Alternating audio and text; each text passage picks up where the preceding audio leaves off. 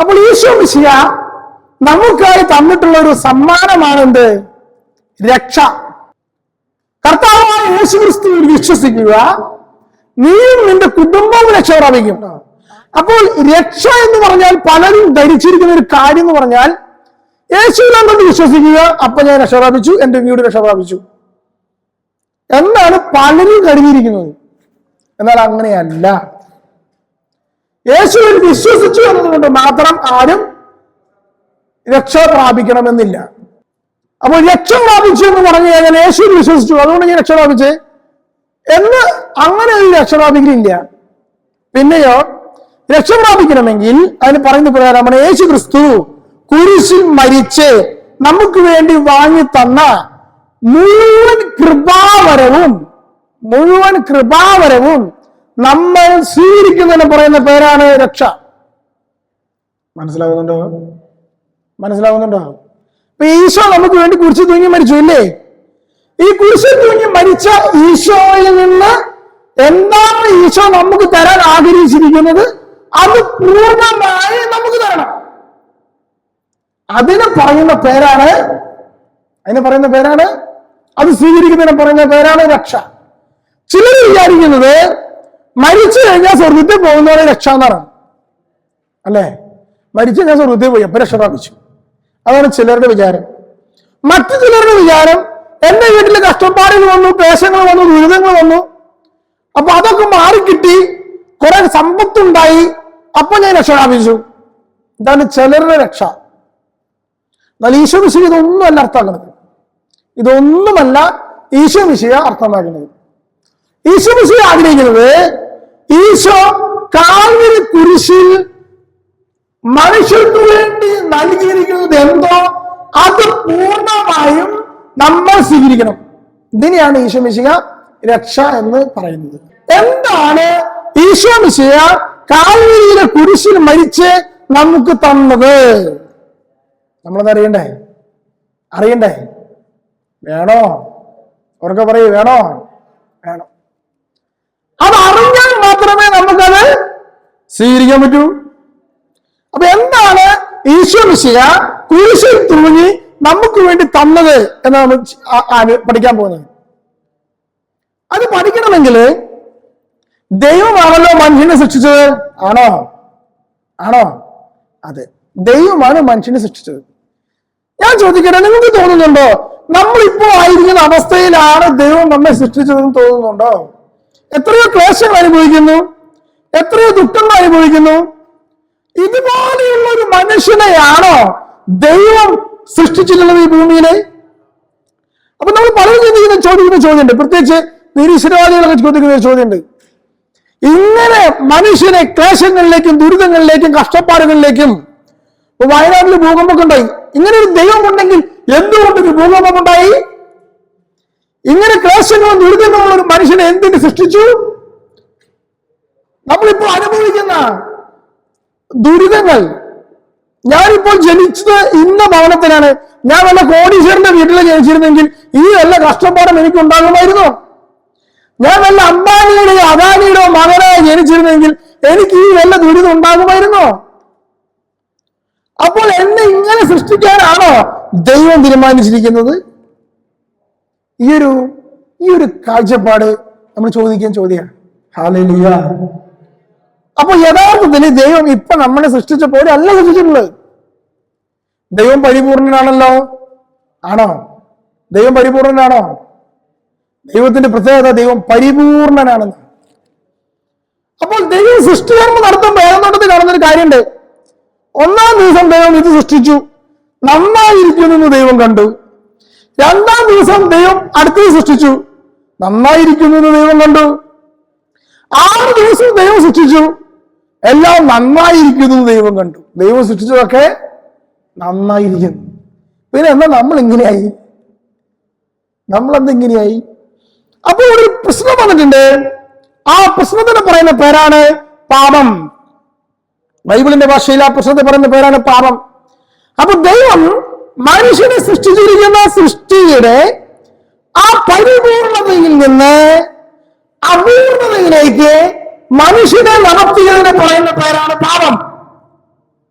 ദൈവം സൃഷ്ടിച്ച അനശ്വരതയിൽ നിന്ന് നശ്വരതയിലേക്ക് വീണിട്ടുള്ളവന് പറയുന്ന പേരാണ് പാപം. ഈ പാപം മനുഷ്യന്റെ അവസ്ഥയിൽ കടന്നു വന്നിരിക്കുക.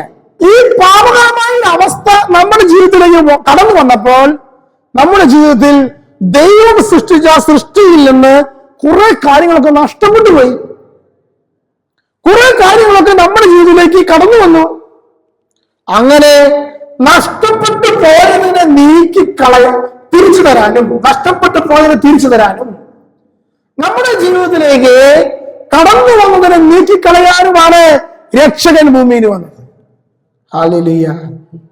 അതായത് ശ്രദ്ധിക്കണേ, പാപം വഴി മനുഷ്യന്റെ ജീവിതത്തിലേക്ക് കടന്നു വന്ന എല്ലാ കാര്യങ്ങളെയും നീക്കിക്കളയാനും പാപം വഴി മനുഷ്യന്റെ ജീവിതത്തിൽ നിന്ന് നഷ്ടപ്പെട്ടു പോയ സൗഭാഗ്യങ്ങളെ തിരിച്ചു തരാനുമാണ് ദൈവം മനുഷ്യനായി ഭൂമിയിൽ ഇറങ്ങി വന്നത്.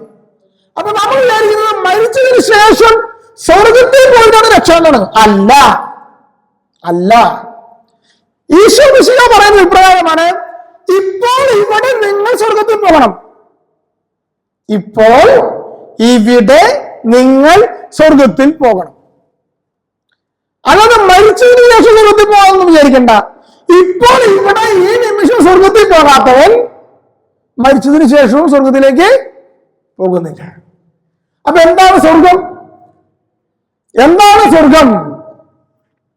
എന്താ സ്വർഗം? അങ്ങനെ എവിടെയോ ഒരു കൂടാരം അതാണ് സ്വർഗം എന്ന് നമ്മൾ ധരിക്കുകയാണ്. അല്ല, ദൈവം വസിക്കുന്ന ഇടത്തെ പറയുന്ന പേരാണ് സ്വർഗം. ദൈവം ഇന്ന് എന്റെ ഉള്ളിൽ വസിക്കാൻ തുടങ്ങിയാൽ ഇവിടെ എന്തായി മാറുന്നു? സ്വർഗമായി മാറുന്നു. അങ്ങനെ സ്വർഗത്തിൽ പോകുന്നവനാണ് മരിച്ചാലും അത് തുടരുന്നു സ്വർഗത്തിൽ പോകും. അല്ലാത്തവൻ പോകും. അതുകൊണ്ടാണ് ഈശോ മിശിഹ പറഞ്ഞത്, ഈ അപ്പം ഭക്ഷിക്കുന്നവൻ മരിക്കുകയില്ല, നിത്യം ജീവിക്കും.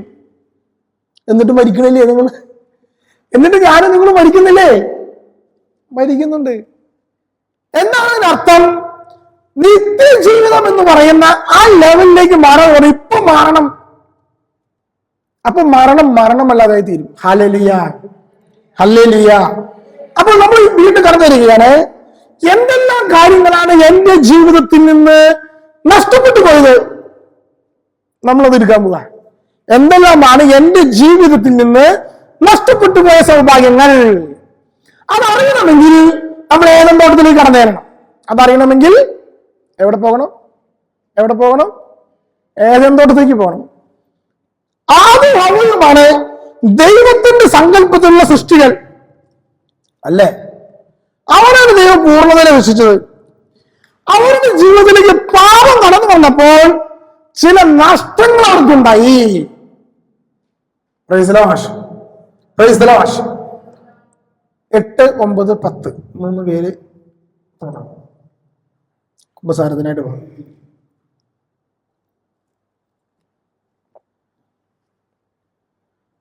ഹല്ലേലൂയ.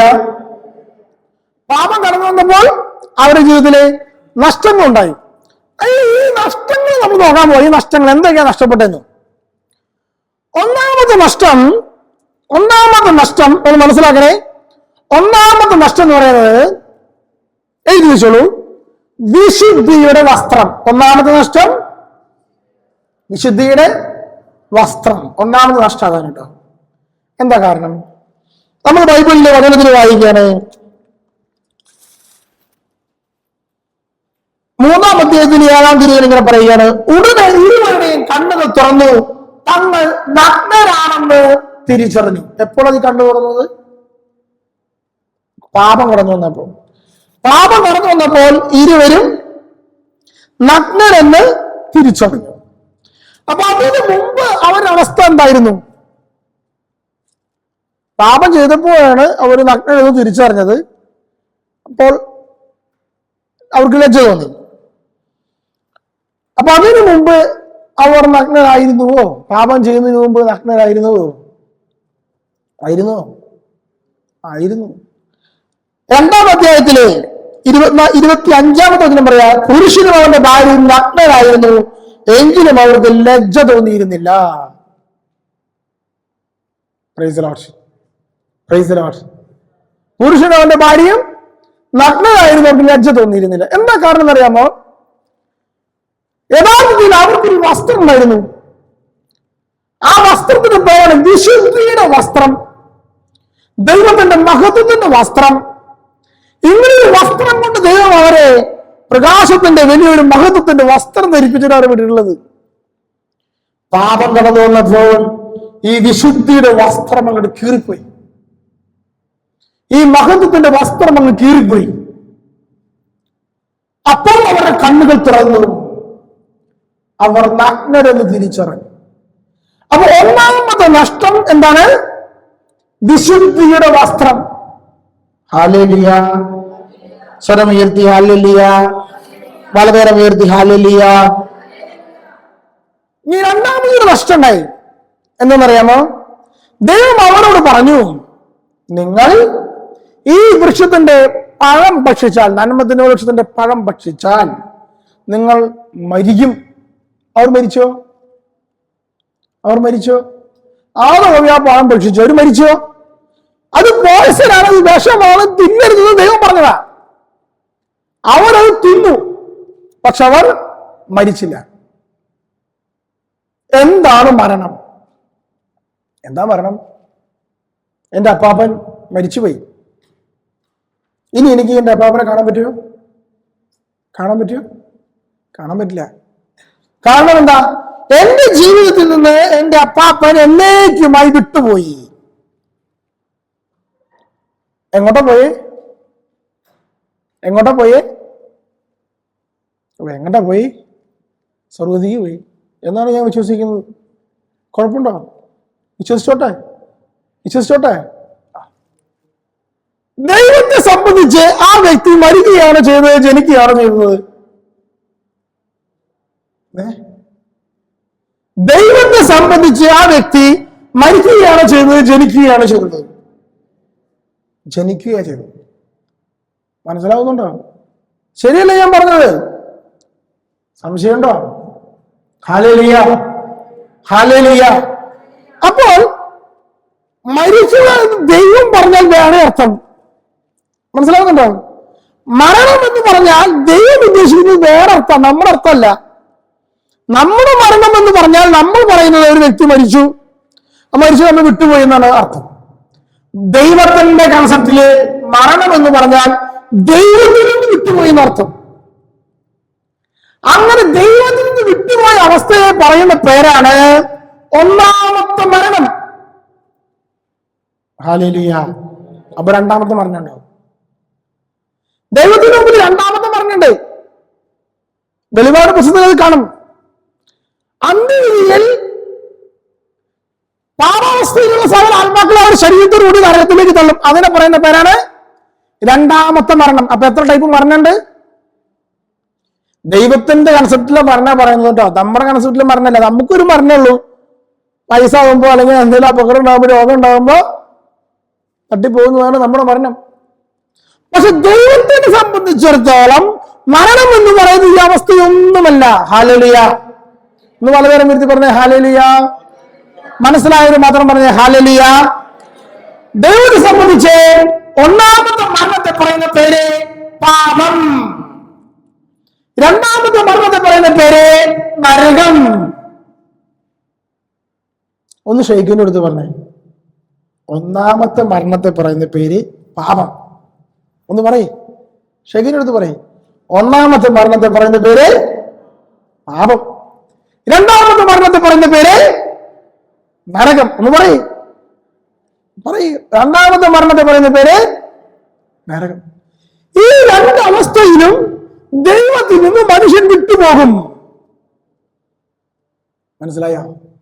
ഈ രണ്ടവസ്ഥയിലും ദൈവത്തിൽ നിന്ന് മനുഷ്യൻ വിട്ടുപോകും. അപ്പൊ ഇതാണ് ദൈവത്തെ സംബന്ധിച്ച് മരണം. ഇത് മനസ്സിലാക്കണം നമ്മള്. അതുകൊണ്ടാണ് ഈശോ മിശിഹ പറഞ്ഞത്. ഈശോ എന്താ പറഞ്ഞത്? എന്റെ ശരീരം ഭക്ഷിക്കുകയും എന്റെ രക്തം പാനം ചെയ്യുകയും ചെയ്യുന്നവൻ മരിക്കുകയില്ല, നിത്യം ജീവിക്കും. എന്ന് പറഞ്ഞാൽ അവൻ പാപത്തിലേക്കും പോകില്ല, അവൻ നരകത്തിലേക്കും പോകില്ല എന്ന് പറഞ്ഞതിനർത്ഥം.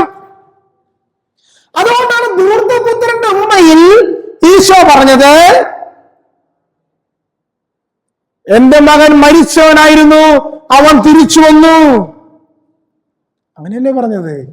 അപ്പൊ ഈശോ മിശിഹ പറയാണ്, എന്റെ ശരീരം ഭക്ഷിക്കുകയും എന്റെ രക്തം പാനം ചെയ്യുകയും ചെയ്യുന്നവൻ മരിക്കുകയില്ല, നിത്യം ജീവിക്കും എന്ന് പറഞ്ഞാൽ ഒന്നാമത്തെ മരണത്തിലും പെടില്ല, രണ്ടാമത്തെ മരണത്തിലും പെടില്ല എന്നാണ് അർത്ഥം.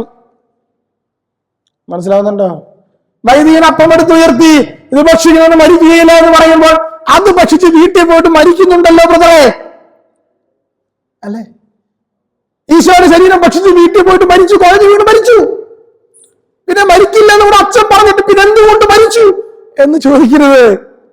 ഒന്നാമത്തെ മരണത്തിലും രണ്ടാമത്തെ മരണത്തിലും പെടില്ല. Hallelujah, hallelujah. അപ്പൊ ദൈവത്തെ സംബന്ധിച്ചുള്ള മരണം എന്ന് പറയുന്നത് ദൈവത്തിന്റെ ജീവൻ നഷ്ടപ്പെടില്ല, ദൈവീക ജീവൻ നഷ്ടപ്പെടുന്നതിന് പറയുന്നത്. പറയാം എന്താ ദൈവീക ജീവൻ? എപ്പോഴാണ് കിട്ടിയത്? എപ്പോഴത് കിട്ടിയേ? ബൈബിൾ ഇങ്ങനെ പറയുന്നത്, മനുഷ്യന്റെ സൃഷ്ടിയിലെ ഇപ്രകാരം പറയുന്നു, ഉൽപ്പത്തി 2:7 ദൈവമായ കർത്താവ് പൂരി കൊണ്ട് മനുഷ്യനെ രൂപപ്പെടുത്തുകയും ജീവന്റെ ശ്വാസം നാസാരന്തരങ്ങളിൽ നിശ്വസിക്കുകയും ചെയ്തു, അങ്ങനെ മനുഷ്യൻ ജീവനുള്ളതായി തീർന്നു. എഴുതിയിരുത്തുള്ളൂ ഉൽപ്പത്തി 2:7. എങ്ങനെയാണ് ജീവൻ കിട്ടിയത്? എങ്ങനെയാണ് ജീവൻ കിട്ടിയത്? മണ്ണുകൊണ്ട് മെനഞ്ഞു എന്ന് പറഞ്ഞ അർത്ഥം ജഡം കൊണ്ട് മെനഞ്ഞു. എന്തുകൊണ്ട് മെനഞ്ഞു? ജഡം കൊണ്ട് മെനഞ്ഞു. എങ്ങനെയോ മെനഞ്ഞറിയാം, പരിണാമം വഴിയോ അല്ലാതെ എങ്ങനെയോ മെനഞ്ഞു. കുശവൻ കളിമണ്ണുകൊണ്ട് മെനഞ്ഞു എന്ന് വിചാരിക്കരുത്. ഈ മണ്ണിൽ നിന്ന് ദൈവം മനുഷ്യനെ മെനഞ്ഞെടുക്കുകയും ചെയ്തു. പക്ഷെ മനുഷ്യന്റെ നാസാരന്തരങ്ങളിലേക്ക്, മൂക്കിലേക്ക് ഒരു ശ്വാസം ഊതി, റൂഹ, കാറ്റ് എന്നർത്ഥം. റൂഹ എന്നുള്ള വാക്കിന്റെ അർത്ഥം എന്താർത്ഥം? കാറ്റ്. അപ്പൊ നാസാരന്തരങ്ങളിലേക്ക് റൂഹ ഊതി അതിനെ നിശ്വസിച്ചു എന്ന് പറയുന്നത്. അപ്പോൾ അവൻ ജീവനുള്ളതായി തീർന്നു. ഹല്ലേലൂയ. മനസ്സിലാവുന്നുണ്ടോ? അപ്പോൾ ഈ ജഡത്തിന്റെ ഉള്ളിലേക്ക് പരിശുദ്ധാത്മാവ് പ്രവേശിക്കുമ്പോൾ എനിക്ക് ജീവൻ ലഭിക്കുന്നു. എപ്പോൾ പരിശുദ്ധാത്മാവ് എന്നെ വിട്ടുപോകുന്നുവോ അപ്പോൾ മരണം സംഭവിക്കുന്നു. മനസ്സിലായ? മനസ്സിലായിട്ടില്ല. എപ്പോഴാണ് എനിക്ക് ജീവൻ ലഭിക്കുന്നത്? എന്റെ ജഡശരീരത്തിൽ എപ്പോൾ പരിശുദ്ധാത്മാവ് പ്രവേശിക്കുന്നുവോ അപ്പോൾ എനിക്ക് ദൈവിക ജീവൻ ലഭിക്കുന്നു. എപ്പോൾ പരിശുദ്ധാത്മാവ് വിട്ടുപോകുന്നുവോ അപ്പോൾ എന്റെ മരണം സംഭവിക്കുന്നു. മനസ്സിലായോ? അപ്പൊ ദൈവത്തിന്റെ മുമ്പില് മരണം എന്ന് പറയുന്നത്,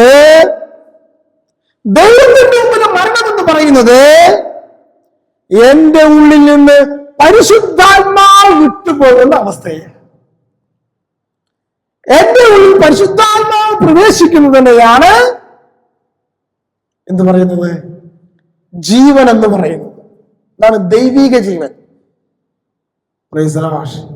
പാപം വഴി സംഭവിക്കുന്നത് ഈ ദൈവിക ജീവന്റെ നഷ്ടമാണ്. പാപം വഴി സംഭവിക്കുന്നത് ഈ ദൈവിക ജീവന്റെ നഷ്ടം. നമ്മൾ ഇത് മനസ്സിലാക്കേണ്ടത്. അപ്പൊ എന്താ ദൈവിക ജീവൻ പറഞ്ഞുകൂടാ? ദൈവിക ജീവൻ കുറെ പഠിച്ചിട്ടുള്ള നമ്മൾ വചനങ്ങളിലും കുദാശകളിലും ഒക്കെ ദൈവിക ജീവൻ എന്ന് പറയും. ദൈവം ഉദ്ദേശിക്കുന്ന ജീവൻ പരിശുദ്ധാത്മാവാണ്. ദൈവിക ജീവൻ എന്ന് പറഞ്ഞാൽ കുറച്ചൊരു അർത്ഥത്തിൽ പറയുകയാണെങ്കിൽ പരിശുദ്ധാത്മാവ് നമ്മുടെ ഉള്ളിൽ പ്രവേശിച്ചാൽ ഒരു കൃപാവരം ഇങ്ങനെ പ്രൊഡ്യൂസ് ചെയ്തുകൊണ്ടിരിക്കും. അതിനാ ദൈവിക ജീവൻ എന്ന് പറയുന്നത്. ആ ജീവൻ എപ്പോ നഷ്ടപ്പെടുന്നോ അപ്പൊ നമ്മൾ മരിക്കും. സാധാരണ മരണമല്ല, നിരാശയിൽ നിന്നുള്ള മരണം. ഹല്ലേലൂയ, സ്വരമുയർത്തി ഹല്ലേലൂയ. ആദവും ഹവ്വയും നന്മ തിന്മകളും വിശുദ്ധന്റെ പഴം ഭക്ഷിച്ച ആ സ്പോട്ടിൽ ആ സ്പോട്ടിൽ അവർക്ക് എന്ത് സംഭവിക്കുകയാണ്? ദൈവിക ജീവൻ പരിശുദ്ധാത്മാവ് വിട്ടുപോവുകയാണ്.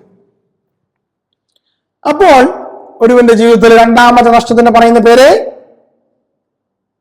പാപം കടന്നു വന്നപ്പോൾ നമുക്ക് നഷ്ടപ്പെട്ട രണ്ടാമത്തെ നഷ്ടത്തിന് പറയുന്ന പേര് ഒന്ന് പറയുന്നത്. ഒന്നാമത്തെ നഷ്ടം വിശുദ്ധിയുടെ വസ്ത്രം, രണ്ടാമത്തെ നഷ്ടം പരിശുദ്ധാത്മാവ്. ഇത് മറക്കരുത്. പരിശുദ്ധാത്മാവ് കുറെ ദൈവിക ജീവനാണ് മരണം. ബൈബിളിലത്തെ പരിശുദ്ധാത്മാവ് നഷ്ടപ്പെടുന്നതിനെ മരണം എന്ന് പറയുന്നത്. Hallelujah, hallelujah. അപ്പൊ രണ്ടെണ്ണായിട്ടാ. ഇനി വല്ലതും നഷ്ടപ്പെട്ടുണ്ടോ നോക്കാം. ദൈവം എന്തിനാണ് ഏതെന്നോട്ടൊന്ന് പുറത്താക്കിയത്? എന്തിനാ പുറത്താക്കി? പാപം ചെയ്തപ്പോ ശിക്ഷയായിട്ട് പുറത്താക്കി എന്ന് നമ്മൾ കുഞ്ഞുനാളിൽ കാറ്റഗിസ്റ്റിന് പഠിച്ചിട്ടുണ്ട്. ബൈബിളിൽ അങ്ങനെയൊന്നും അല്ല പറഞ്ഞേക്കണത്. കുട്ടികളോട് അങ്ങനെയല്ലേ പറയാൻ പറ്റുള്ളൂ. ബൈബിളിൽ പറഞ്ഞിരിക്കുന്നത് എന്താ? ഉൽപ്പത്തിയുടെ പുസ്തകം 3-ാം അധ്യായം 22-ാമത്തെ വചനം വായിച്ചേ. ഉൽപ്പത്തിയുടെ പുസ്തകം, ബൈബിൾ എടുക്കില്ലാവരും, ബൈബിൾ ഉണ്ടായിക്കോട്ടെ കയ്യില്, ഇങ്ങനെ വചനം വരും. ഉൽപ്പത്തിയുടെ പുസ്തകം 3-ാം അധ്യായം 22-ാമത്തെ വചനം എന്താ പറയുന്നത്? വചനത്തില് അനന്തരം അവിടുന്ന് പറഞ്ഞു, മനുഷ്യനിതാ നന്മയും തിന്മയും അറിഞ്ഞ് നമ്മിൽ ഒരുവനെ പോലെ ആയിരിക്കുന്നു. മനുഷ്യനിതാ നന്മയും തിന്മയും അറിഞ്ഞ് നമ്മിൽ ഒരുവനെ പോലെ ആയിരിക്കുന്നു. ഇനി അവൻ കൈനീട്ടി ജീവന്റെ വൃക്ഷത്തിനൂടി പറിച്ചു നിന്ന് അമർത്തിനാകാൻ ഇടയാകരുത്. കർത്താവ് അവരെ ഏദൻ തോട്ടത്തിൽ നിന്ന് പുറത്താക്കി. പുറത്താക്കാനുള്ള കാരണം എന്താ? പാപം ചെയ്തപ്പോൾ ശിക്ഷയായിട്ട് പുറത്താക്കിയെന്നാണോ? ആണോ? അല്ല. പിന്നെ എന്താ പറഞ്ഞിരിക്കുന്നത്? മനുഷ്യനിതാ നന്മയും തിന്മയും അറിഞ്ഞ് നമ്മിൽ ഒരുവനെ പോലെ ആയിരിക്കുന്നു. ഇനി അവൻ കൈനീട്ടി ജീവന്റെ വൃക്ഷത്ത് പറിച്ചു നിന്ന് അമർത്യനാകാൻ ഇടയാകരുത്. അമർത്യനായപ്പോ എന്താ കുഴപ്പം? അമർത്യനായി എന്താ കുഴപ്പം? ദൈവം പരിശുദ്ധനാണ്, അമർത്യനാണ്. ശരിയോ തെറ്റോ? ഉറക്കെ പറയാമോ? ശരിയോ തെറ്റോ? ശരി. രണ്ടാമത്തത്, ദൈവം മാലാഖമാർ വിശുദ്ധരാണ്, അമർത്യരാണ്. ശരിയോ തെറ്റോ? വിശുദ്ധരല്ലേ? അമർത്യനല്ലേ? അത്. പിശാച് പാപിയാണ്, അമർത്യനാണ്. ശരിയോ തെറ്റോ? ശരി. മനുഷ്യൻ വിശുദ്ധനായിരുന്നു, അമർത്യനായിരുന്നു. പാപം ചെയ്ത്, ശ്രദ്ധിക്കണേ. മനുഷ്യൻ വിശുദ്ധനായിരുന്നു, അമർത്യനായിരുന്നു. പാപം ചെയ്ത് പാപിയായതിനു ശേഷം അമർത്യനായാൽ ദൈവത്തെ പോലെയാകുമോ, പിശാചിനെ പോലെയാകുമോ?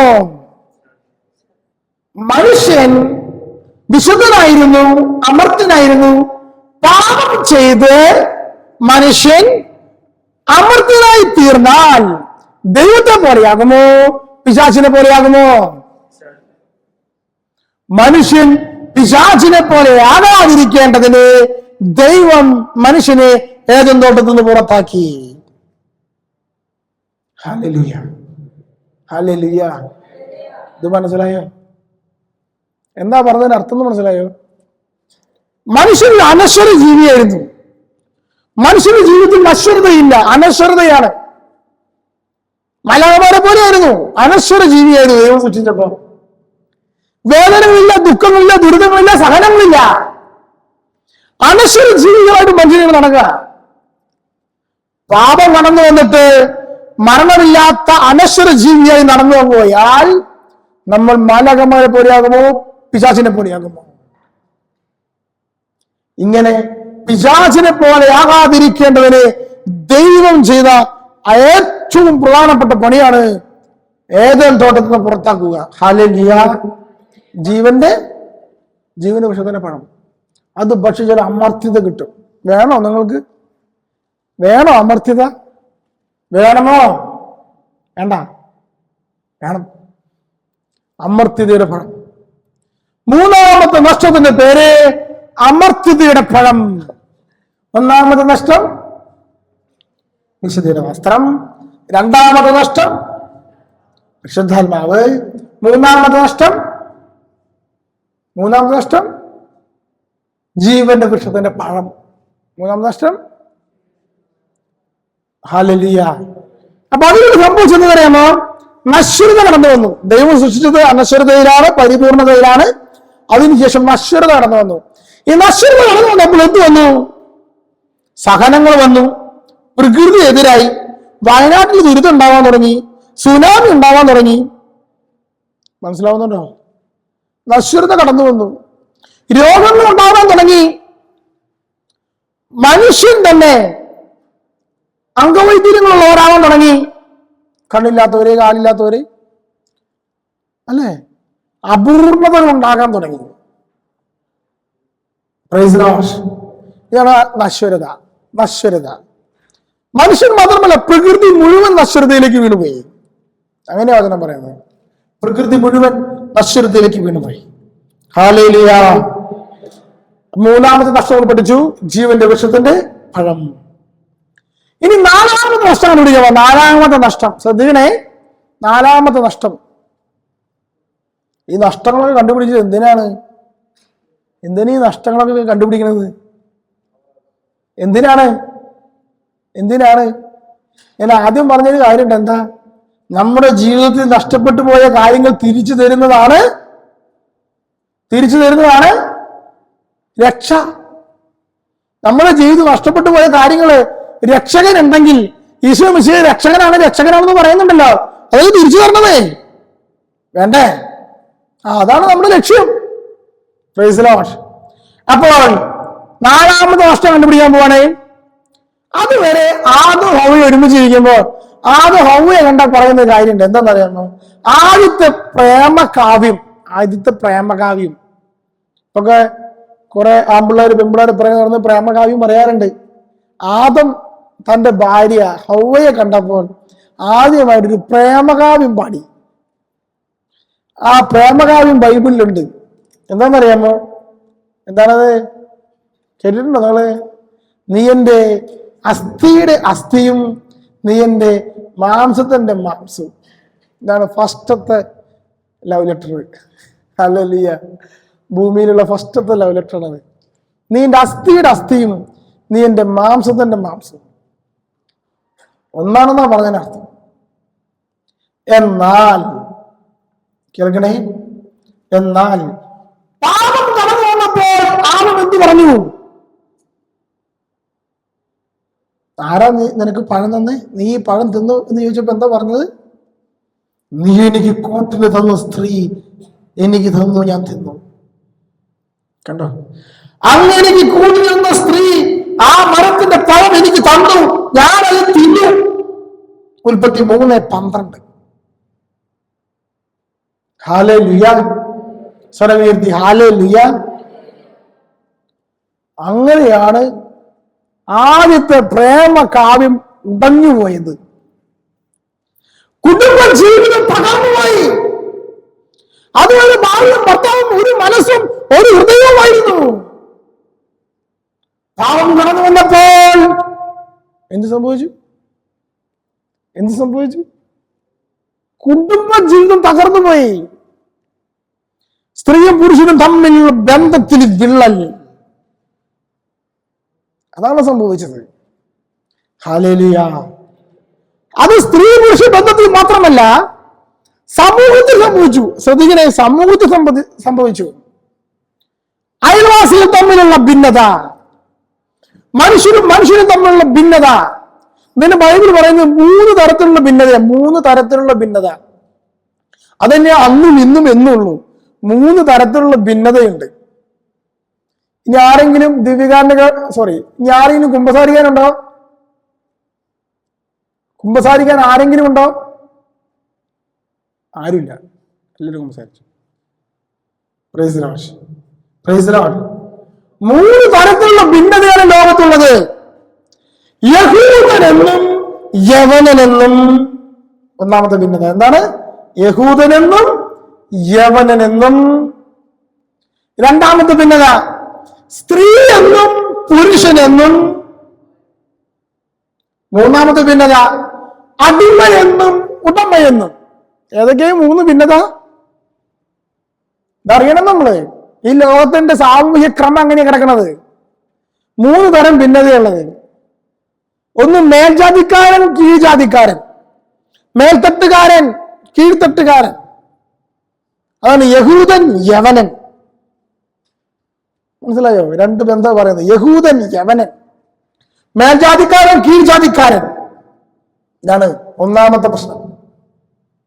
ബ്രാഹ്മണനും പറയനും. മനസ്സിലാവുന്നുണ്ടോ?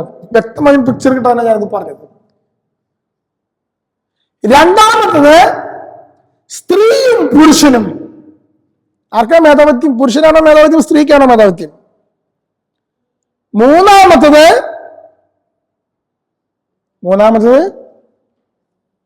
അടിമയെന്നും ഉടമയെന്നും. മുതലാളിയാണോ തൊഴിലാളിയാണോ വലുത്? അപ്പൊ ഈ ലോകത്ത് 10 യുദ്ധം ഇസങ്ങൾ ഉണ്ടാകുമ്പോൾ ശ്രദ്ധിച്ചാൽ മനസ്സിലാവും ഇതിന്റെ പിറകെ ഇസങ്ങൾ പോവുക. ജാതി വ്യവസ്ഥകൾ, അതുമല്ലെങ്കിൽ ഫെമിനിസം, കമ്മ്യൂണിസം. തൊഴിലാളിയാണ് വലുതെന്ന് പറഞ്ഞാൽ കമ്മ്യൂണിസമായി, സ്ത്രീയാണ് വലുതെന്ന് പറഞ്ഞാൽ ഫെമിനിസമായി. പക്ഷെ ദൈവം ആദ്യം സൃഷ്ടിച്ചത് എങ്ങനെയാണ്? സ്ത്രീയും പുരുഷനും ഈക്വൽ, മുതലാളിയും തൊഴിലാളിയും ഈക്വൽ, മേൽജാതിക്കാരനും കീഴ്ജാതിക്കാരനും ഈക്വൽ, തുല്യരാണ്. യേശു റീപ്ലേസ് ചെയ്തത് എങ്ങനെയാ? യഹൂദനെന്നോ യവനെന്നോ അടിമയെന്നോ ഉടമയെന്നോ സ്ത്രീയെന്നോ പുരുഷനെന്നോ വ്യത്യാസമില്ല. എല്ലാവരും ക്രിസ്തുവിൽ ഒന്നാണ്. ഈക്വൽ. അവന് ഈക്വാലിറ്റി. അവന് ക്രിസ്ത്യാനിറ്റിയുടെ പ്രത്യേകത ഈക്വാലിറ്റി, സമത്വം. എന്നാൽ ദൈവത്തിന്റെ സൃഷ്ടി അങ്ങനെയാണെങ്കിലും ഇവിടെ ഒരു വീഴ്ച സംഭവിച്ചു. ആ വീഴ്ചയെ പറയുന്ന പേരാണ് പാപം. പാപത്തിന്റെ വീഴ്ച. ആ ബന്ധത്തിൽ വിള്ളൽ സംഭവിച്ചു. അതുകൊണ്ട് ഹവ്വയെ നോക്കി ദൈവം ഒരു കാര്യം പറഞ്ഞു. പുരുഷൻ നിന്നെ ഭരിക്കും. പുരുഷൻ നിന്നെ, സ്ത്രീയോട് എന്താ പറഞ്ഞു? പുരുഷൻ നിന്നെ ഭരിക്കും. സ്ത്രീ ഭരിക്കപ്പെടേണ്ടവളാണോ? സ്ത്രീ ഭരിക്കപ്പെടേണ്ടവളാണോ? ആണോ? അങ്ങനെ ചോദിച്ചാൽ ചില സ്ത്രീകൾ പറയും ഭരിക്കപ്പെടേണ്ടവളാണ്. എന്താ കാരണം? നിലവിൽ ഞാൻ എന്നെ ഭരിച്ചുകൊണ്ടിരിക്കേണ്ടത് കാരണം ഭരിക്കപ്പെടേണ്ടവളാണ്. Price the Lord. പിന്നെ കെട്ടിയോട് ചോദിക്കാണ്ട് ചെയ്യാൻ പാടുമോ ബ്രദറെ? അങ്ങനെ നമ്മൾ ചിന്തിക്കുന്നത്. ചിലർ പറയും അല്ല, ഭരിക്കപ്പെടേണ്ടവളല്ല. എന്താ അങ്ങനെ പറയാൻ കാരണം? എന്തിനാണ് പുരുഷൻ എന്നെ ഭരിക്കേണ്ട ആവശ്യം? എനിക്കെന്ന് എന്റെ കാര്യങ്ങൾ നോക്കിക്കൂടെ? Praise the Lord, praise the Lord. സ്വരം വരുത്തി പറഞ്ഞ ഹല്ലേലൂയ. അപ്പൊ ഇതിലേതാ ശരി? ദൈവം അവിടെ പറയുക സ്ത്രീയെ പുരുഷൻ ഭരിക്കും. പാപം വന്നപ്പോഴുള്ള അവസ്ഥയാണിത്. പാപം കടന്നു വന്നപ്പോൾ കയ്യൊപ്പുള്ളവൻ കാര്യക്കാരൻ. പുരുഷൻ സ്ത്രീയെ ഭരിക്കും, മുതലാളി തൊഴിലാളിയെ ഭരിക്കും, കയ്യൊപ്പുള്ള സമ്പന്നൻ ദരിദ്രനെ ഭരിക്കും, കയ്യൊപ്പുള്ള ഗുണ്ട അവിടെയുള്ള ആൾക്കാരെ ഭരിക്കും, കയ്യൊപ്പുള്ള ഭരണാധികാരി അവിടെയുള്ള ആളുകളെ ഭരിക്കും. ഇതാണ് പാപത്തിന്റെ പരിണത ഫലം. മനസ്സിലാവുന്നുണ്ടോ? ദൈവത്തിന്റെ സ്വപ്നം അങ്ങനെയാണോ? ദൈവത്തിന്റെ സ്വപ്നം അങ്ങനെയാണോ? അല്ല. അതൊന്നും മനസ്സിലാക്കണം. ദൈവത്തിന്റെ സ്വപ്നം ഈക്വാലിറ്റിയാണ്. പാപം വന്നപ്പോൾ ഈ അവസ്ഥയോടെ പോണേ. ഹല്ലേലൂയ എന്ന് കരുതി കെട്ടിയോനെ ധിക്കരിക്കണോ? കെട്ടിയോളും ഭാര്യയും ഭർത്താവും ഈക്വൽ ആകണമെന്നാണ് ദൈവത്തിന്റെ സ്വപ്നം. അതിൽ വിള്ളൽ സംഭവിച്ചതുകൊണ്ട് കയ്യൊപ്പുള്ളവൻ ഭരിച്ചുകൊണ്ടിരിക്കും. ചില വീട്ടിൽ ഭാര്യമാര് ഭർത്താക്കന്മാരെ ഭരിക്കും, ചില വീട്ടിൽ ഭർത്താക്കന്മാര് ഭാര്യമാരെ ഭരിക്കും. കയ്യൊപ്പുള്ളവൻ ഭരിച്ചുകൊണ്ടിരിക്കും. അത്രേ ഉള്ളൂ. ഇന്നലെ ഇന്ത്യയെ ഭരിച്ചില്ലേ? കയ്യൊപ്പുള്ളവൻ കയ്യൊപ്പില്ലാത്തവനെ ഭരിക്കും. അത്രേ ഉള്ളൂ. ഈക്വാലിറ്റി പോയി എന്നാണ് അർത്ഥം. Price the Lord. അപ്പോൾ 4മതൊരു സംഭവം സംഭവിച്ചിരിക്കുന്നു. അതിന് പറയുന്ന പേരാണ് വിവാഹ ബന്ധത്തിലെ വിള്ളൽ. അപ്പൊ 4 കാര്യം സംഭവിച്ചു, 4 നഷ്ടം സംഭവിച്ചു. എന്തൊക്കെയാ? ഒന്നാമത്തെ നഷ്ടം പറയൂ ഉറക്കെ പറയൂ. ഒന്നാമത്തെ നഷ്ടം, മറന്നുപോയാ, വിശുദ്ധിയുടെ വസ്ത്രം. രണ്ടാമത് നഷ്ടം പരിശുദ്ധാത്മാവ്. മൂന്നാമത് നഷ്ടം ജീവന്റെ വൃക്ഷത്തിന്റെ പഴം. 4ാമത് നഷ്ടം വിവാഹ ബന്ധത്തിൽ വിള്ളൽ. ഇതാണ് 4 നഷ്ടങ്ങൾ. 4 സൗഭാഗ്യങ്ങൾ നഷ്ടപ്പെട്ടു പോയ മനുഷ്യനാണ് ഇരിക്കുന്നത്. ജീവിതത്തിൽ കടന്നു വന്നത് പാപം, ശാപം, രോഗം, മരണം. 4 കാര്യം വന്നു. ഏതൊക്കെ വന്നത്? പാപം, ശാപം, രോഗം, മരണം. അപ്പോൾ രക്ഷകൻ, ലോകത്ത് ഒരേ രക്ഷകനേ ഉള്ളൂ. ചിലർ ചോദിക്കാറുണ്ട്, എന്താ ക്രിസ്ത്യാനികളെ ഏകരക്ഷകൻ എന്ന് പറയുന്നത്? ഞങ്ങളുടെ ഭഗവാന്മാരൊന്നും രക്ഷകന്മാരല്ലേ? മറ്റു മതങ്ങളിൽ ഉണ്ട് രക്ഷകൻ, അതുപോലെ രക്ഷകനാണ് ഈശോ എന്നാണ് ചിലർ പറയുന്നത്. അത് പറഞ്ഞിട്ട് ക്രിസ്ത്യാനിക്ക് വിചാരിക്കും, എന്നാ അങ്ങനെ ആയിക്കോട്ടെ, അവരെ രക്ഷകൻ അവരുടെ ദൈവം, എന്റെ രക്ഷകൻ എന്റെ ദൈവം. ഇന്ന് പലരും വിചാരം അങ്ങനെയാ, അവരുടെ രക്ഷകൻ അവരുടെ ദൈവം, എന്റെ രക്ഷകൻ എന്റെ ദൈവം.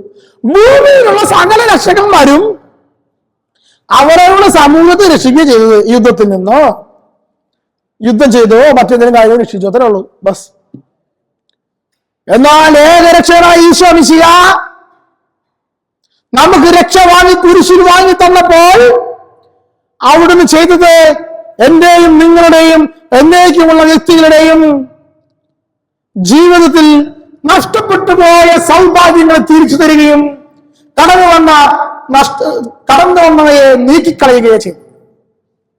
പാപം, ശാപം, രോഗം, മരണം ഇവയെ നീക്കിക്കളയാൻ ഏതെങ്കിലും രക്ഷകന്മാർക്ക് കഴിഞ്ഞിട്ടുണ്ടോ? ഈശോ മിശിഹായല്ലാതെ. ഈ സൗഭാഗ്യങ്ങൾ തിരിച്ചു തരാൻ ഏതെങ്കിലും രക്ഷകൻ കഴിഞ്ഞിട്ടുണ്ടോ? ഈശോ മിശിഹായ്ക്കല്ലാതെ.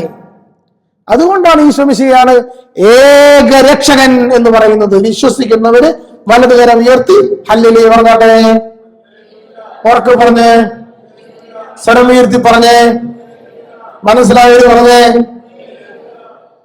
ഈശോ കുരിശിൽ തൂങ്ങി മരിച്ച് രക്ഷ വാങ്ങി തന്നപ്പോൾ ആദ്യം തന്നത് വിശുദ്ധിയുടെ വസ്ത്രം.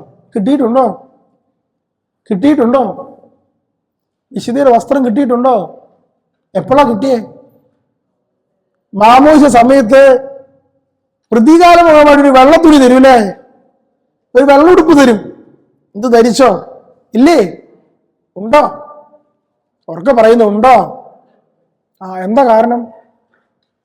ആത്മാവിന് നഷ്ടപ്പെട്ടു പോയ വിശുദ്ധിയുടെ വസ്ത്രം ഇതാ, മാമോദിസ. പരിശുദ്ധാത്മാവിന് എപ്പോഴാ കിട്ടിയത്? സ്ഥൈര്യലേപനം. തൈലാഭിഷേകം ചെയ്യുമ്പോൾ നമുക്ക് ലഭിക്കുക സ്ഥൈര്യലേപനം. 3ാമത്തത് ജീവന്റെ വിഷയത്തിന്റെ പഴം എപ്പോഴാണ് കിട്ടിയത്? കിട്ടിയിട്ടുണ്ടോ? ഉണ്ടോ? ഒന്ന് ഉറക്കെ പറയുന്നത്. വിശുദ്ധ കുർബാന. വിവാഹ ബന്ധത്തിൽ വിള്ളൽ എപ്പോഴാണ് മാറ്റി വന്നത്? അതിനാണ് ഈശോ മിശിഹ വിവാഹം എന്ന കൂദാശ സ്ഥാപിച്ചത്. വേറൊരു മതത്തിലും വിവാഹം എന്ന കൂദാശ ഇല്ല. അവർക്കൊക്കെ ഒരു കരാറാണ്, കോൺട്രാക്ട്. എല്ലാ മതങ്ങളിലും എല്ലായിടത്തും എന്താണ്? ഭാര്യയും ഭർത്താവും തമ്മിൽ നടത്തുന്ന കോൺട്രാക്റ്റ് ആണ് വിവാഹം. എന്നാൽ ക്രിസ്ത്യാനിറ്റിയിൽ അത് കോൺട്രാക്റ്റ് അല്ല, ഒന്നാകലാണ്. സ്ത്രീയും പുരുഷനും അവരുടെ മനസ്സും അവരുടെ ആത്മാവും ശരീരം ഒക്കെ ഒന്നാകണം. ഇനി ഒരു മനസ്സേ പാടുള്ളൂ, ഒരു ഹൃദയം പാടുള്ളൂ. എളുപ്പമല്ല അത്? എളുപ്പമാണോ? എളുപ്പമല്ല. കാരണം ആദ്യം പുരുഷന്റെ മനസ്സ് കയറി നിൽക്കും, സ്ത്രീ ഇതൊക്കെ കേൾക്കും. അവൻ എന്ത് പറഞ്ഞാലും അവൾക്ക് ഓക്കെയാ. നേരെ തിരിച്ചാണ്. ആദ്യം സ്ത്രീ പറഞ്ഞൊക്കെ പുരുഷൻ കേൾക്കും. അവൾ എന്ത് പറഞ്ഞാലും അവൾ ഓക്കെ പറയും. ശരിയാ. കുറച്ച് നാൾ കഴിഞ്ഞാൽ അവൾ അവളുടേതായ സ്വഭാവം എടുക്കും. അഡ്ജസ്റ്റ് ചെയ്ത് കുറെയൊക്കെ ആയില്ലേ, അവള് പറയാൻ തുടങ്ങും. അപ്പോൾ അവൻ കേൾക്കും. അവള് പറയാൻ തുടങ്ങുമ്പോ അവൻ കേൾക്കും. അടുത്തൊരു സ്റ്റെപ്പ് എത്തും. അപ്പൊ എന്ത് സംഭവിക്കുന്ന പറയുമ്പോ അവളും ഒരുമിച്ച് പറയാൻ തുടങ്ങും. അപ്പോഴാണ് കുടുംബ പ്രശ്നം ഉണ്ടാവുന്നത്. മനസ്സിലായോ? ആദ്യം പുരുഷൻ പറയും, സ്ത്രീ പറയും, പുരുഷനൊക്കെ കേൾക്കും. പിന്നെ പുരുഷൻ പറയും, സ്ത്രീയൊക്കെ കേൾക്കും. പിന്നെ രണ്ടുപേരും ഒരുമിച്ച് പറയും. അപ്പോഴാണ് കുടുംബ പ്രശ്നം ആരംഭിക്കുന്നത്. ഇതിനിടയിൽ പുതിയൊരു മനസ്സുണ്ടാവാൻ തുടങ്ങണം. പുരുഷന്റെ മനസ്സിന് സ്ത്രീ കീഴടങ്ങുന്നു, സ്ത്രീയുടെ മനസ്സിന് പുരുഷൻ കീഴടങ്ങുന്നു. പിന്നെ രണ്ടുപേരും മനസ്സ് ചേർന്ന് നിൽക്കുമ്പോൾ അതിനിടയിൽ രണ്ടുപേരും കോംപ്രമൈസ് ചെയ്യുമ്പോൾ അതിനിടയിൽ മൂന്നാമതൊരു മനസ്സ്. ഞാൻ ചെയ്യുമ്പോൾ അവൾക്ക് ഇഷ്ടമില്ല കേട്ടോ, അല്ലെ അവള് പറയും ഞാൻ ചെയ്യുമ്പോൾ അവന് ഇഷ്ടമില്ല കേട്ടോ എന്ന് പറയുമ്പോൾ ഒരു മനസ്സ്, പുതിയൊരു മനസ്സ് രൂപപ്പെടും. സ്ത്രീക്കും പുരുഷനും മധ്യേ രണ്ടുപേർക്കും അഡ്ജസ്റ്റ് ചെയ്യാവുന്ന ഒരു മനസ്സ്, രണ്ടുപേരുടെയും കൂടിയിട്ടൊരു മനസ്സ്. അതാണ് വിവാഹത്തിൽ ഉണ്ടാകുന്ന മൂന്നാമത്തെ വ്യക്തി. ഹല്ലേലൂയ. ഇങ്ങനൊരു മനസ്സുണ്ടാവും. ഒരു വ്യക്തി ഒരു പ്രാവശ്യം എന്നോട് പറഞ്ഞു, ബ്രദറെ 10 വർഷമായി എന്റെ കല്യാണം കഴിഞ്ഞിട്ട് ഞാനും ഭാര്യയും ഇതുവരെ തല്ലുകൂടിയിട്ടില്ല, വഴക്ക് കൂടിയിട്ടില്ല. ഓ, നല്ല കാര്യല്ലേ. എങ്ങനെ വഴക്ക് കൂടും? അവള് പറഞ്ഞൊക്കെ അവൻ കേൾക്കും, പിന്നെ വഴക്കുണ്ടാവുമോ? പിന്നെ വഴക്കുണ്ടാവുമോ? അല്ലെങ്കിൽ അവൻ പറഞ്ഞ അവള് കേൾക്കും, വഴക്കുണ്ടാവുമോ? രണ്ടുപേർക്കും ഇടയിൽ പരസ്പരം ഒന്ന് കൂട്ടിമുട്ടിയിട്ട് ഒരു മനസ്സ് രൂപപ്പെടുമ്പോഴാണ് ഇത് കുടുംബത്തിന്റെ മനസ്സ്. അവിടെ കീഴടങ്ങലൊന്നുമില്ല, അവിടെ വിധേയത്വമൊന്നല്ല, അവിടെ ഒരുമിച്ച ഭാര്യയും ഭർത്താവും ചേർന്നിട്ട് മൂന്നാമതൊരു മനസ്സ് ക്രിയേറ്റ് ചെയ്യപ്പെടുന്നത്. ഇതാണ് പുരുഷനും സ്ത്രീയും വിവാഹം എന്ന കുദാശയിൽ ഒന്നാക്കപ്പെടൽ. ഹല്ലേലൂയ. ഈ ഒന്നാക്കപ്പെടൽ സംഭവിക്കണം, ഇല്ലെങ്കിൽ കുടുംബം തകരും. ഈ ഒന്നാക്കപ്പെടൽ ഇല്ലാത്തടത്തോളം കാലം കുടുംബം തകരും. ഇന്നത്തെ കാലത്ത് പ്രത്യേകിച്ച് ഈ ഒന്നാക്കപ്പെടൽ ഉണ്ടാകണം. കാരണം നമ്മുടെ പഴയ കാലങ്ങളിലൊക്കെ എന്താ, പഴയ കാലങ്ങളിലൊക്കെ ആണുങ്ങൾ പറഞ്ഞാൽ അതേ എന്ന് പറയുന്ന പെണ്ണുങ്ങളുണ്ടായിരുന്നുള്ളൂ. ഇന്നത്തെ കാലത്ത് ഇങ്ങനെയല്ല, പെണ്ണുങ്ങളും പറയാൻ തുടങ്ങുന്നു. വിവരം വിദ്യാഭ്യാസം അവർക്കും ഉണ്ട്. ആണുങ്ങൾ കേൾക്കാൻ തയ്യാറാവണം. ഹേയ്, എന്റെ വീട്ടിൽ ഞാൻ പറഞ്ഞത് നടന്നാൽ മതി. നമ്മുടെ ഉള്ളിൽ ഇപ്പോഴും അങ്ങനെ സംഭവം കിടക്കാം. എന്റെ വീട്ടിൽ ഞാൻ പറയുന്ന കാര്യം നടന്നാൽ മതി, ഞാനല്ലേ പുരുഷൻ. അല്ലെങ്കിൽ നേരെ തിരിച്ച്. അപ്പൊ ഈ മൂന്നാമത്തെ വ്യക്തി ഉണ്ടാവുന്നില്ല. ഈ മൂന്നാമത്തെ വ്യക്തി ഉണ്ടാവുന്നതാണ് ഈ കുദാശ, മറ്റൊരു മനസ്സ്. പുരുഷൻ ഭാര്യയ്ക്കും ഭർത്താവിനും ഇടയിൽ രണ്ടുപേരും കൂടി ചേർന്നിട്ട് മൂന്നാമതൊരു മനസ്സുണ്ടാകാൻ തുടങ്ങുമ്പോൾ ആ മനസ്സിലാണ് കുടുംബം നൽകുന്നത്. അവിടെ അവനും അഡ്ജസ്റ്റ് ചെയ്യണം, അവളും അഡ്ജസ്റ്റ് ചെയ്യണം. അതിനിടയിൽ ഒരു മനസ്സ് രൂപപ്പെടുത്തി മുന്നോട്ട് പോകണം. ഹല്ലേലൂയ. ഇതാണ് വിവാഹം എന്ന കുദാശയിൽ സംഭവിക്കുന്ന മാജിക്. മറ്റൊന്ന് കോൺട്രാക്റ്റാണ്. പുരുഷന്റെ വഴി, സ്ത്രീക്ക് സ്ത്രീയുടെ വഴി. പുരുഷൻ അഡ്ജസ്റ്റ് ചെയ്യാത്ത കാര്യങ്ങൾ അഡ്ജസ്റ്റ് ചെയ്യുന്നു, സ്ത്രീക്ക് അഡ്ജസ്റ്റ് ചെയ്യാത്ത കാര്യങ്ങൾ അഡ്ജസ്റ്റ് ചെയ്യുന്നു, മുന്നോട്ട് പോകുന്നു. നമ്മുടെ പല കുടുംബങ്ങളും അങ്ങനെ തന്നെ പോണത്. കെട്ടിയന്റെ വഴിക്ക് പോകും, പെണ്ണിന്റെ വഴിക്ക് പോകും.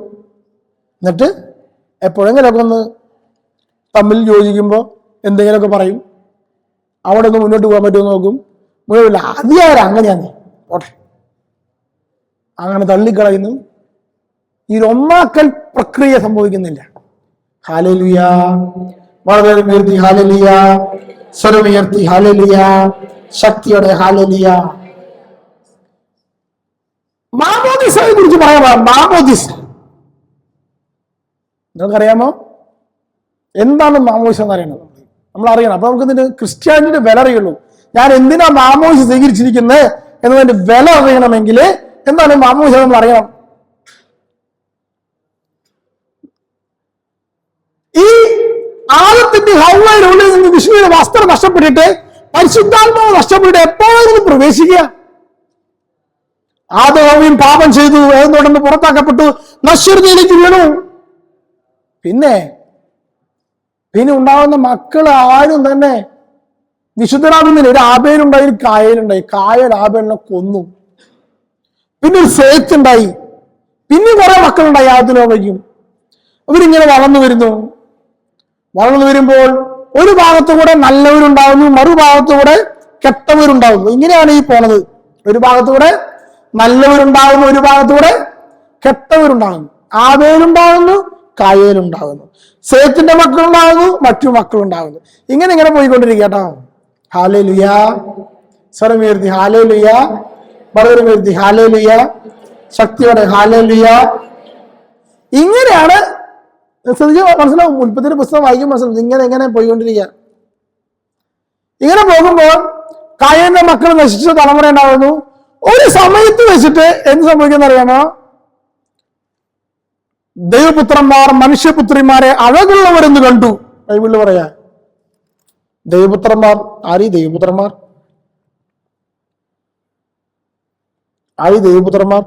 ദൈവപുത്രന്മാർ മനുഷ്യപുത്രിമാരെ ചെറിയും അവർക്ക് മക്കളുണ്ടാവുകയും ചെയ്യുന്നു. എന്താണ് ഈ ദൈവപുത്രന്മാരും മനുഷ്യപുത്രിമാരും എന്ന് പറഞ്ഞാൽ? കായേന്റെ മക്കളും സേത്തിന്റെ മക്കളും എന്നർത്ഥം. 2 തലമുറ. അതിനെ അവർ പറയുന്നത് കയ്യൂക്കുള്ളവരായ ഒരു തലമുറ, കയ്യൂക്ക് കുറഞ്ഞൊരു തലമുറ, വിശുദ്ധരായ ഒരു തലമുറ, വിശുദ്ധരല്ലാത്തൊരു തലമുറ. അവർ പരസ്പരം വിവാഹം കഴിച്ചു. നമ്മൾ പലപ്പോഴും കുടുംബത്തില് ചെക്കൻ മോശാന്നേ, ചെക്കൻ വെള്ളടിയുണ്ട്, മയക്കുമരുന്നിന്റെ തന്നെ പ്രശ്നങ്ങളുണ്ട്. അത് കാരണം കൊണ്ട് ഒരു നല്ലൊരു പെൺകുട്ടിനെ അവൾക്ക് കെട്ടിച്ചു കൊടുത്തു കഴിഞ്ഞാൽ അവന്റെ സ്വഭാവ ദൂഷ്യമൊക്കെ ഒന്ന് പോകും എന്ന് പറഞ്ഞാൽ നല്ലൊരു പെൺകുട്ടിനെ കൊണ്ട് അവൾക്ക് കെട്ടിച്ചു കൊടുക്കും. ഇപ്പൊ കൊണ്ടുവന്നോ, പണ്ടൊക്കെ അങ്ങനെ ഉണ്ടായിരുന്നു. പിന്നെന്താ സംഭവിക്കുക? അവളുടെ ഗുണം കൊണ്ട് അവന്റെ സ്വഭാവദൂഷ്യം പോകുമെന്ന് നമ്മൾ വിചാരിക്കുക. പക്ഷെ എന്താ സംഭവിക്കുക? 2 പേരും കെട്ടതായി പോകും. അത് കഴിഞ്ഞ് ഇവിടെ സംഭവിച്ചത് ദൈവപുത്രന്മാർ മനുഷ്യപുത്രിമാർ അഴകുള്ളവർ നീണ്ട് കല്യാണം കഴിച്ചു. അതോടുകൂടി 2 കൂട്ടരും കഴിഞ്ഞു. നോഹയുടെ കഥ എങ്ങനെ ആരംഭിക്കുന്നത്? 36-ാം അധ്യായം. പാപം പെരുകി, ദൈവപുത്രന്മാർ നല്ലവരും ചീത്തവരും ഒരുമിച്ച് വിവാഹം കഴിച്ചു. പിന്നുണ്ടാവുന്ന മക്കൾ മുഴുവൻ തലമുറ നശിച്ചു. ദൈവം ഭൂമിയിലേക്ക് നോക്കി, ആരെങ്കിലും ഉണ്ടോ നീതിമാന്മാർ? നോഹ എന്നുള്ള ഒരുദ്ധനെ കിട്ടി, വേറെ എണ്ണമില്ല. നിങ്ങളത് ആലോചിച്ച് നോക്കി. ദൈവം ഈ മനുഷ്യനൊക്കെ സൃഷ്ടിച്ചിട്ടേ ലാസ്റ്റ് ഒരു ആളെ നല്ലതുണ്ടോ എന്ന് അന്വേഷിക്കുമ്പോൾ ഒരാളെ കിട്ടണില്ല. സകലരും നശിച്ചുപോയിന്ന്. കാരണം എന്താ? ഉള്ളിൽ പരിശുദ്ധാത്മാവില്ല. ഉള്ളിൽ പരിശുദ്ധാത്മാവില്ലെങ്കിലോ ഓരോ മനുഷ്യനും ദുഷ്ടർ. നിസ്സാര കാര്യമില്ലത്. ചിന്തിച്ചു നോക്കിയേ, ഒരു വ്യക്തിയുടെ ഉള്ളിൽ നന്മയുടെ ഒരു അംശം പോലും ഇല്ലെങ്കിൽ ആ വ്യക്തിയെ പിന്നെ എങ്ങനെ കൊള്ളാം? ക്രിമിനലായിരിക്കും, പക്ക ദുഷ്ടൻ. തനിക്ക് വേണ്ടി എന്തും ചെയ്യുന്ന മനുഷ്യൻ. അങ്ങനെയുള്ള മനുഷ്യന്മാരെ കൊണ്ട് ഭൂമി പെരുകി. ഒരാൾ പോയിട്ട് നന്മ ചെയ്യില്ല, എല്ലാവരും ദുഷ്ടന്മാരായ മനുഷ്യർ. ഈ ഒരു അവസ്ഥയിൽ ദൈവം നീതിമാനായിട്ട് ആരെങ്കിലും ഉണ്ടോ എന്ന് നോക്കി അവന്റെ പേരെ നോഹ. ദൈവം എന്ത് ചെയ്യുന്ന പറയുമ്പോ ദുഷ്ടന്മാരെ മുഴുവൻ നശിപ്പിക്കാൻ തീരുമാനിച്ചു. ഇങ്ങനെ നശിപ്പിക്കാൻ തീരുമാനിച്ചിട്ട് നല്ലവനായ ഒരുവനെ തെരഞ്ഞെടുത്തു. നോഹയ്ക്ക് എത്ര ഭാര്യമാരാണ്?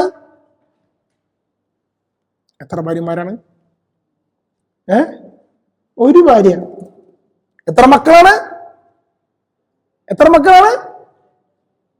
മക്കളാ? 3 മക്കൾ. അവർക്ക് എത്ര ഭാര്യമാരുണ്ട്? ഓരോന്ന് വെച്ച് 3 ഭാര്യമാര്. എണ്ണം പറഞ്ഞേ. നോഹയുടെ ഭാര്യ എത്ര ആളായി? 2 ആളായി. നോഹയുടെ 3 മക്കൾ എത്ര പേരായി? 5 ആളായി. 3 ഭാര്യമാരും കൂടി ചേർന്നപ്പോ എത്ര പേരായി? 8 പേരായി. 8 പേരെ ദൈവം ജലപ്രളയത്തിലൂടെ പെട്ടകമുണ്ടാക്കി രക്ഷിച്ചു.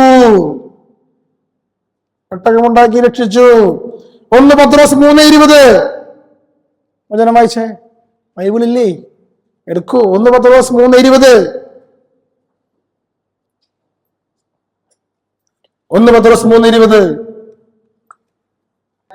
അവരാകട്ടെ നോഹിന്റെ കാലത്ത് പെട്ടകം പണിയപ്പെട്ടപ്പോൾ ക്ഷമാപൂർവം കാത്തിരുന്ന ദൈവത്തെ അനുസരിക്കത്തവരായിരുന്നു.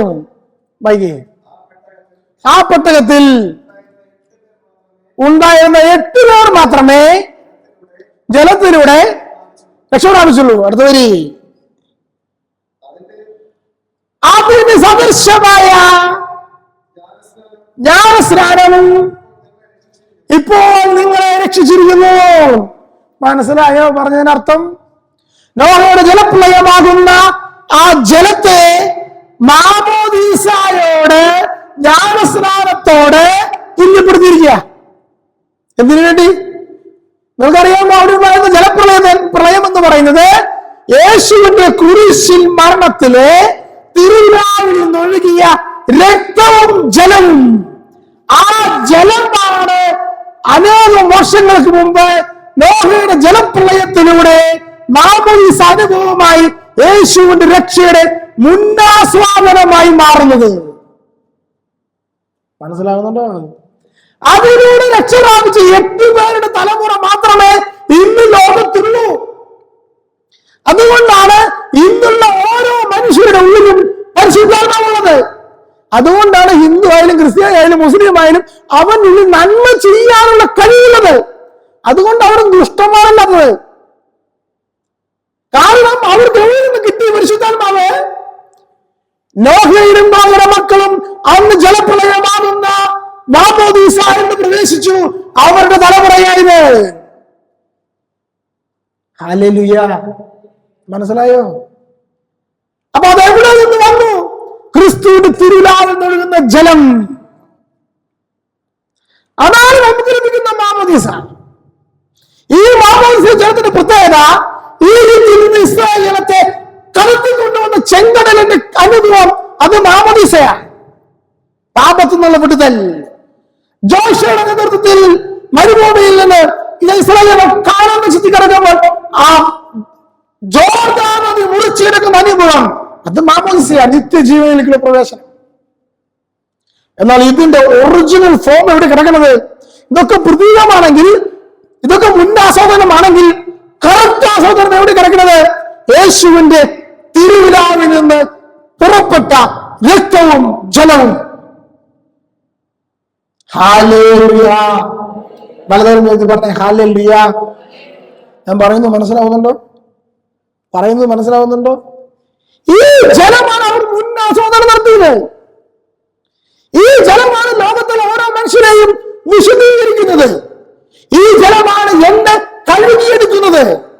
ഈ ജലമാണ് ഈ കർത്താവിന്റെ തിരുവിലാവിൽ ഒഴുകി. ഈ ജലമാണ് സഭയുടെ പിറവി, മാമോദീസ തൊട്ടി. അതാണ്, അവിടെയാണ് ഞാൻ മാമോദീസ സ്വീകരിക്കുന്നത്. അവിടെയാണ് ഞാൻ സഭയിലേക്ക് ജനിക്കുന്നത്. യേശു തന്റെ കൃപാവരത്തിന് മുഴുവൻ ആസ്വാദനവും ശക്തിയും നൽകിയിരിക്കുന്നത് സഭയ്ക്കാണത്. എന്താ കാരണം അറിയോ? സഭയ്ക്ക് കൊടുക്കാൻ കാരണം. അല്ലാതെ ഇവിടെ നിന്ന് കർത്താവ് അങ്ങയുടെ രക്തം കൊണ്ട് എന്നെ കഴുകണമേ എന്നൊക്കെ പറഞ്ഞാലൊക്കെ ഒരു ലിമിറ്റ് ഉണ്ട്. സഭയിലും അതിന്റെ പൂർണ്ണത. യേശു തന്റെ കൃപാവരം മുഴുവൻ തന്റെ ശിഷ്യന്മാരെ ഏൽപ്പിച്ചിട്ട് പറഞ്ഞു, നിങ്ങൾ മാമോദീസ കൊടുക്കണം. ഏൽപ്പിച്ചു കൊടുക്കാന്ന് പറയാന്, ഭരണം ഏൽപ്പിച്ചു എന്ന് ബൈബിളിൽ പറയാം. നിങ്ങൾ മാമോദീസ കൊടുക്കണം, നിങ്ങൾ സൈർലേപനം കൊടുക്കണം, നിങ്ങൾ കുമ്പസാരിപ്പിക്കണം. ഇതൊക്കെ ബൈബിളിലുണ്ട്. നിങ്ങൾ കുർബാന കൊടുക്കണം. എന്തിനാണ് യേശു ചെയ്യുന്നത്? ശിഷ്യന്മാരെ ഭരമേൽപ്പിച്ചു, ഒരു സഭ സ്ഥാപിച്ചിട്ട് പറഞ്ഞു, ഞാൻ കുരിശിൽ പിടഞ്ഞു മരിച്ചു വാങ്ങിയ ഈ കൃപാവരമുണ്ടല്ലോ, എന്നിൽ വിശ്വസിക്കുന്ന സകലർക്കും കൊടുക്കണം. അത് നിങ്ങളെ ഭരമേൽപ്പിച്ചിരിക്കുന്നു എന്ന് പറഞ്ഞ് ശിഷ്യന്മാരെ ഭരമേൽപ്പിച്ചു. വിശ്വസിക്കുന്നവർക്ക് പിതാവിന്റെയും പുത്രന്റെയും പരിശുദ്ധാത്മാവിന്റെയും നാമത്തിൽ ജ്ഞാനസ്നാനം നൽകുവിൻ. ഈശോ അവരുടെ മേൽ വിശ്വസിച്ചുകൊണ്ട്, യോഹന്നാൻ 20-ാം അധ്യായത്തിൽ 22-ാം വാക്യത്തിൽ പറയാം, അവരുടെ മേൽ ദൈവം യേശു ക്രിസ്തു ഊതി വിശ്വസിച്ചുകൊണ്ട് പറഞ്ഞു, നിങ്ങൾ പരിശുദ്ധാത്മാവിനെ സ്വീകരിക്കുവിൻ. സൈലേപന. നിങ്ങൾ ആരുടെ പാപങ്ങൾ ക്ഷമിക്കുന്നവോ അവർ ക്ഷമിക്കപ്പെട്ടിരിക്കും.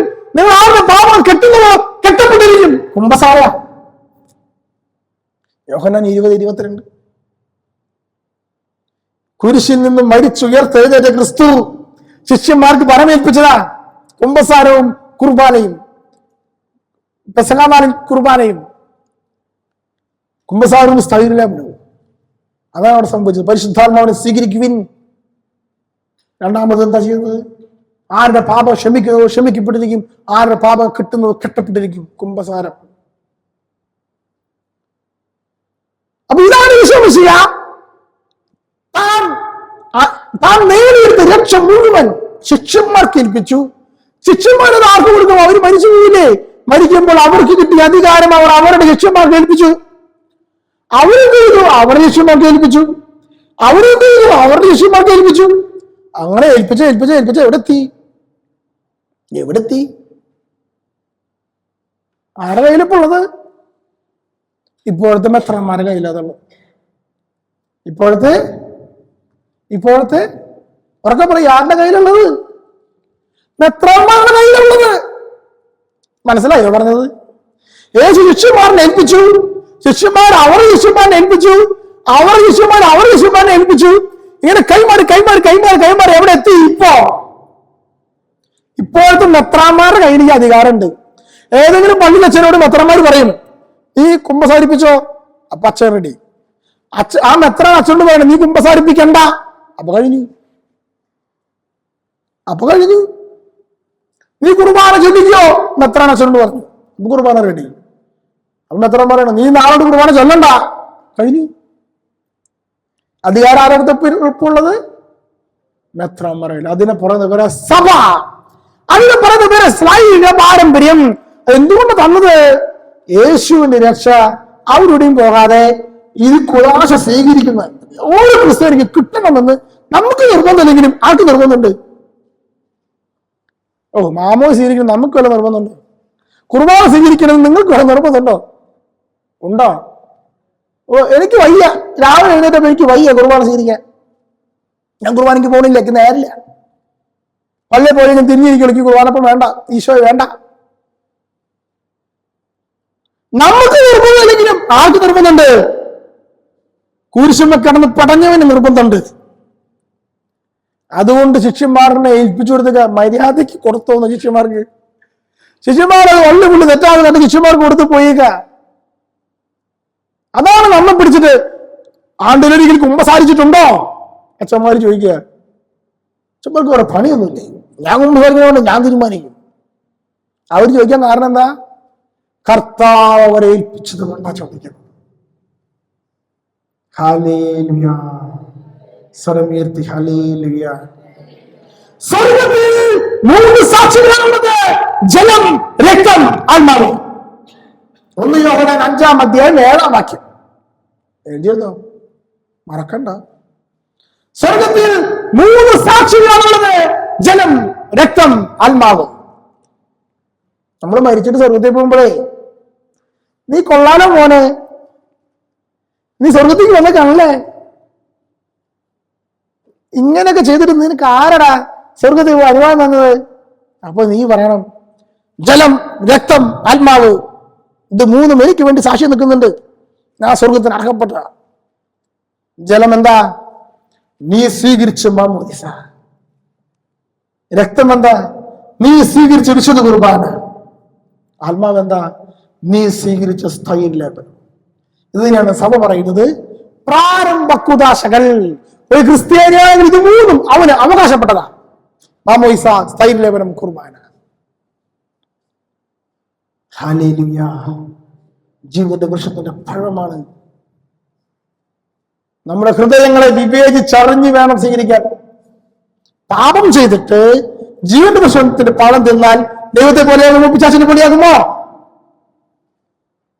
ഒന്ന് പറഞ്ഞേ. പാപം ചെയ്തിട്ട് ജീവന്റെ വൃക്ഷത്തിന്റെ പഴം തിന്നാൽ ദൈവത്തെ പോലെയാകുമോ, പിശാചിനെ പോലെയാകുമോ? ഉറക്കെ പറയും, പിശാചിനെ പോലെയാകും. പാപം ചെയ്തിട്ട് മാരകമായ അവസ്ഥയിൽ വിശുദ്ധ കുർബാന സ്വീകരിച്ചാൽ ദൈവത്തെ പോലെയാകുമോ, യുവാസിനെ പോലെയാകുമോ? സാത്താൻ അവന് പ്രവേശിച്ചു അല്ലേ? മനസ്സിലായോ? യൂദാസ് എന്തുകൊണ്ട് തെറ്റ് ചെയ്തു എന്ന് മനസ്സിലായോ? പാപം ചെയ്തിട്ട് വിശുദ്ധ കുർബാന സ്വീകരിച്ചാൽ ദൈവത്തെ പോലെയാകുമോ, പിശാചിനെ പോലെയാകും? നമുക്കുള്ള വിളിയത് നഷ്ടപ്പെട്ട് കളയരുത്. വിശുദ്ധ കുർബാന വിശുദ്ധി നഷ്ടപ്പെട്ടാൽ കുമ്പസാരിക്കുന്നേ. 2 Korinഥോസ് 5-ാം അധ്യായം 17, 18, 19, 20 വചനങ്ങളിൽ പറയുക, കർത്താവായ ഈശോ മിശിഹ പൗലോസിലേക്ക് ബലമേൽപ്പിച്ച രമ്യതയുടെ ശുശ്രൂഷ.